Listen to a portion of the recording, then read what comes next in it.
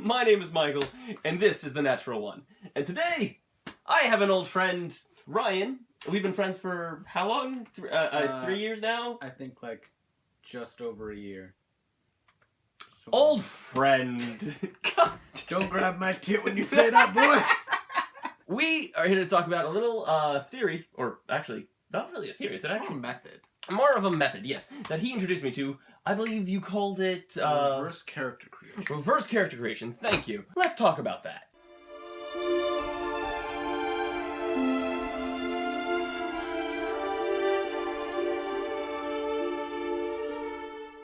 So, when you first open the player's handbook, which is currently behind Michael here, you see, oh, there are races. And the beginning player is going to start thinking of the race. They're going to start thinking of their role-playing. They're going to start thinking about a character. So instantly they're going to be drawn in based off of the character role-playing capabilities. And of course then classes and then all the other jazz, which is equipment, backgrounds, all that stuff. But for the beginning character, of course, they're not going to build a strong character because they're not going to know all about the system and how to manipulate it, bend it, break it. So, meanwhile, you have the opposite scale. You have the power gamer who knows how the system works, who knows how to bend, break, and destroy the Dungeon Master's pride. However, I've noticed in most veteran people who play the game, they build the power game build, and then they forget why they started to play the game in the first place. They forgot the character. They forgot the fun in role-playing. And then, of course, you have the opposite end of the spectrum again, where you have the role players who play the game entirely for the role playing. They don't even care too much about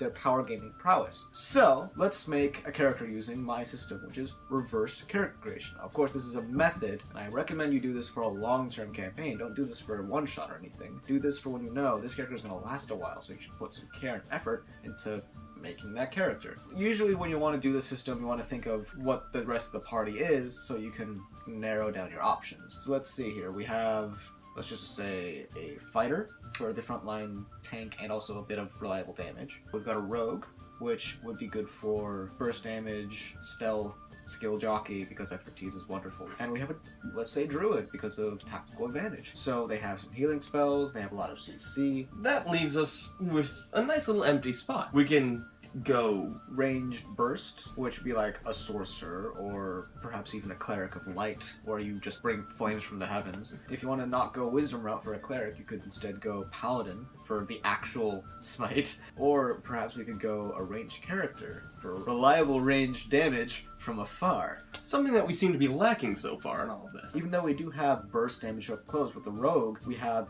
a reliable frontliner with the fighter, reliable damage that we can always, think of, oh, he's got range, he's fine, that'll be good. So, let's go with Ranger. So, let's just imagine we're starting off at level 4 for this campaign. Starting level 1, you get Favorite Enemy and Natural Explorer. Now for Ranger, no matter what, I always recommend you talk to your Dungeon Master when you get these, because your Dungeon Master knows the world, knows what the encounter is going to be. Chances are your ranger will try to attempt to go towards those things, or will be more exposed to the environment you're going to go to, or the environment you're around. So let's say this world was made of mostly desert, with like the occasional forest, the occasional icy patch here and there. Chances are they'll be more proficient in desert, because that's most of the world. Yes, and let's face it, you really don't want to be in that situation where you're proficient in tundra, but just so happen to always be in the desert. Or better yet, be great at killing orcs, except orcs are all extinct in this universe. Yeah. Make sure you tell your Dungeon Master, hey, I'm doing this, just could you tell me what I might be facing? Let's say, oh, you're gonna be facing orcs soon, then just get Favorite Enemy Orc. But don't say, hey, you're gonna be facing an orc captain, you're gonna be doing this, he's gonna provide these spells. No, don't tell me all that, just facing orcs. Fighting style, since you are going to be a ranged, reliable damage dealer, archery is the only way to go. +2 to attack and +2 to damage. Spellcasting next, which of course, spellcasting. I recommend that this one you just get Cure Wounds and like Zephyr Strike, Hunter's Mark, one of those. Spells thankfully aren't the main thing we're looking for in this build. Ranger archetype, let's go... What about Gloomstalker? Yeah, actually. That would pair very nicely with the rogue already, and not to mention, you generally are much more powerful as a range build as a Gloomstalker in my opinion at least. With your Ranger archetype being Gloomstalker, they're great for ambushes, and of course they are great at stealth, because they ignore dark vision and the list goes on. Just like exactly. Primeval Awareness, I recommend you use it. It's not stupid. It's actually quite useful. We're not going to get an ability score improvement for this. We're going to get the Sharpshooter feat. It works great because Rangers get a longbow at level 1, and longbows have 600-foot range. Sharpshooter ignores long range disadvantage, so instead of being 150 feet range normal, 600 disadvantage, you just have 600-foot normal range. Additionally, it gives you a nice plus 10 damage, and of course yeah. a minus of 5. So, but with the build we have so far, before you even use your stats, like the plus whatever to dexterity, you can take a -3 to hit to make a plus 12 to damage. minus 3? I thought it was minus 5. It is -5, but you're getting a +2 from archery. Ah, I see. And again, get a +2 to damage because of archery. So it's a +10, +2, before you even consider your own dexterity. Just to add another nail in the DM's coffin. You can ignore half and 3/4 cover, meaning you ignore the +2 and +5 AC they will get. Character class is all built out, but we actually need a body to put this character class on. So it's like, oh, we have skills. Who has them? Let's think of the race first. We could go halfling, we could go elf. Elf always does seem to be the classic ranger archetype now, isn't it? Well, yeah, they do get +2 to dexterity, which is great for this case because dexterity is our main force of damage. If you go wood elf, we get a +1 to wisdom, I believe. Yeah, we do. As well as we have increased walking speed, and we can hide in foliage and snow, mist, and other natural phenomenon, which, if you have a druid on your team with druid craft as a cantrip, you could basically nag the DM into saying, the druid makes snow fall on my friggin' wood elf friendly. Now he's hiding in plain sight. We're in the middle of a courtyard. There's leaves on him now. He's fine. But no, that'll actually pair, again, very nicely with the rogue if you're a little bit lacking in your stealth department by comparison. That's true. Like, let's say, for example, you could work with the rogue as a Gloomstalker and like, okay, we go up to a guard tower, we kill the guy up top, set up position there. Okay, we now have eyes and ears in the entire area. Now go ahead, have fun. Or let's say there's a base that's like, oh, it's a bit too fortified. I could just climb up a tree or climb up a cliffside and look over the entire area and see what our options are. Not only do they have that benefit of just being able to hide in nature in general, it's just great to have the +1 to wisdom, 35 feet movement speed instead of 30, all around great. But now we actually need an origin, don't we? We need to focus on background. So go ahead and build everything else about the character, but save the skills for last, because you're going to be building based off of your background. Because your background will, of course, give you other skill proficiencies, and then you can, of course, add your other skill proficiencies. I think we could go Outlander. That does work. It's athletics and survival. Survival's a wisdom skill, but yeah. Something tells me Urchin. not a bad move. Urchin. Stealth and Sleight of hand.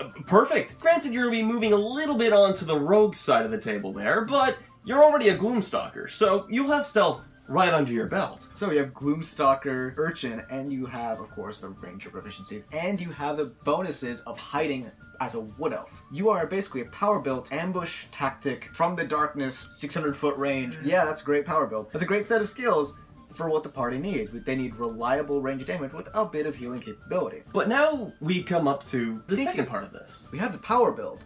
You don't have the character. What do we got exactly? As a urchin, you were raised on the streets, orphaned and poor. No one was able to watch over you or provide for you, so you learned to provide for yourself. You fought for food, kept constant watch over other desperate souls who might steal from you, slept on rooftops and alleyways, exposed to the elements, endured sickness without the advantage of medicine or a place to stay. You survived despite all odds, and did so through cunning, strength, speed, or some combination of each. As an urchin, let's think about this. You're a wood elf urchin. That means you're in the cities a lot. Kind of odd for a wood elf, isn't it? Very odd. And invariably, as a ranger, you'd have to have some sort of nature skills. Perhaps they were abandoned on the streets. They learned to be a poacher, maybe?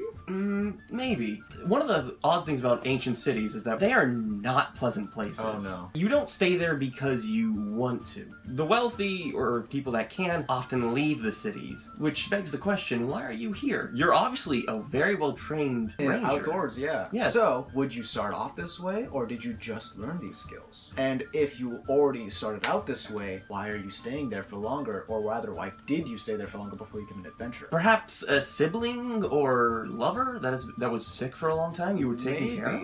Your parents, or at least you assume your parents of elven heritage, left behind some elven robes or elven chain. Because I know the Cloak of Elvenkind gives advantage on stealth and disadvantage on perception for the enemies. There's also Cloak of the Bat, which gives advantage on stealth and you could fly in darkness. If you want to be a sniping, flying bat of... Fuck you. A fuck you. Because you could totally flap your wings and shoot a bow at the same time, right? Another good question is, as an urchin, what sort of criminal organizations would you get involved in? Because, let's face it, the streets are owned by the gangs, especially the outer edges, which you'll be more often than not stuck in. Or do the guards keep the streets so clean that whenever they look your way, they know, oh, you're just a rotten thief, we'll keep an eye on you. Are you used to being a nuisance? Are you aware of this? Do you, instead of being a loner, do you choose to avoid confrontation with other people because you know how much of a bother you can be? Or do you choose to be an open-worlded person because you know you have a bad history, you have a bad set of skills, the least you can do is just be a good person? Perhaps that'd be a more chaotic good sort of standpoint in all this. We actually have to ask the question, though, if you were on the streets and you stayed for such a long time, what made you leave? Ooh. What's the most insulting thing that you can do to a thief? Steal his shit? Damn straight. Think about that. You are a master of stealth and stealing, and somehow someone out-steals you. We fucking made Garrett, didn't we? Yeah. We made Garrett from Thief. God damn it. That's not a bad thing, though. No, it isn't. Garrett is a fun character, but Yeah. we can add our own little spin on this. Of course. So let's see here. We have possible parent heritage. Oh, there's also the interesting fact of role-playing of you're an elf that wasn't raised by elves, so you don't know how to act as an elf. That actually would be an interesting little roleplay aspect you can bring up with your DM. Perhaps when you do move into Wood Elf territory or into High Elf Imperiums, They you'll- look at you as this weird creature. why don't you know these old sayings? Why don't you understand our dialects? You don't even speak Sylvan at that point. At that point, you wouldn't. No parents to teach you. Other than maybe a few strange dreams that you might have had when you were younger, and the occasional meditations and the visions you had then. Because, you know, LSD trips for elves. That adds a whole new interesting aspect to your character that can very much be looked into. As you mentioned earlier, that artifact parents left, the Cloak of Elvenkind or Perhaps Elven that Chain. was stolen. If that was stolen, maybe that's the only connection you ever had to your old elven heritage. So even though you know nothing about this elven heritage, you still are attached to the elven ways and what reminds you of that elven lineage. So like perhaps you are fascinated with Elvenkind. You always want to look at it and learn about it. Perhaps that stolen item was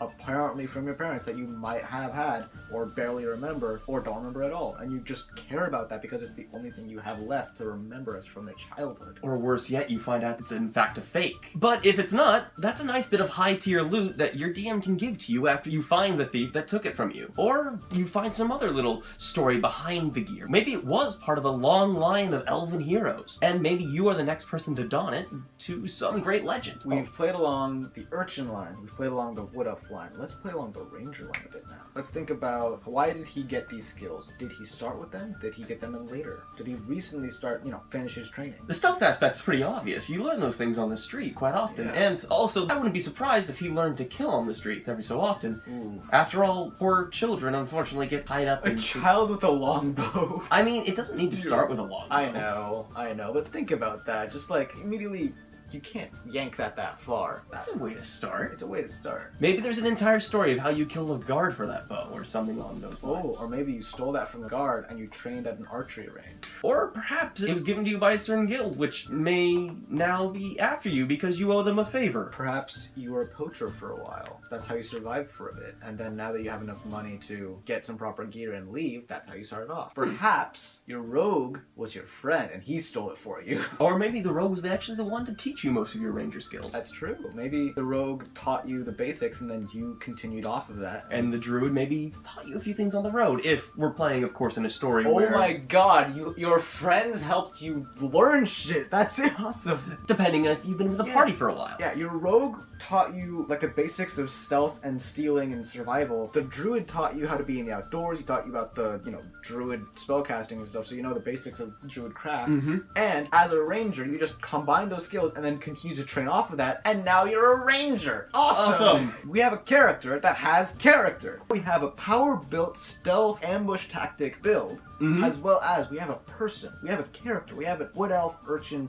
that was raised on the streets. He wasn't given much love, but your teammates gave you just a bit of love. This doesn't really intrude into their backstory too much, considering you're just saying, oh yeah, he taught you a little bit. That's it. It's not like saying, oh yeah, we did this together and it was awesome. No, it's not going to interfere with their backstory that much. And we still have that great, interesting character dynamic of the elf with the Elvenkind world. And of course with his friends and the world he interacts with. As a power-built character, you will never get bored of combat. You will never be weak in combat either. And as a character, when combat ends, and of course, when you're done with the next session, you're gonna be like, oh, I would love to see that character happen again. And you'll always want to come back. And as well as, you're having fun. Chances are, even if the other party members are underbuilt in pure roleplay, they're still gonna like who you are. Even if they're power built, they're still gonna like who you are, because you're bringing a bit of character to the friggin' table. As long as you don't overdo it, chances are, no matter what situation or like group, circle you're in, you'll have fun. Either way, thanks for watching. Ryan, thank you so much for coming onto the show. I hope to see you in the future. Oh yeah. If you have any ideas from this or any experiences, please put that down in the comment section below. The rest you already know how to do. Thank you so much, and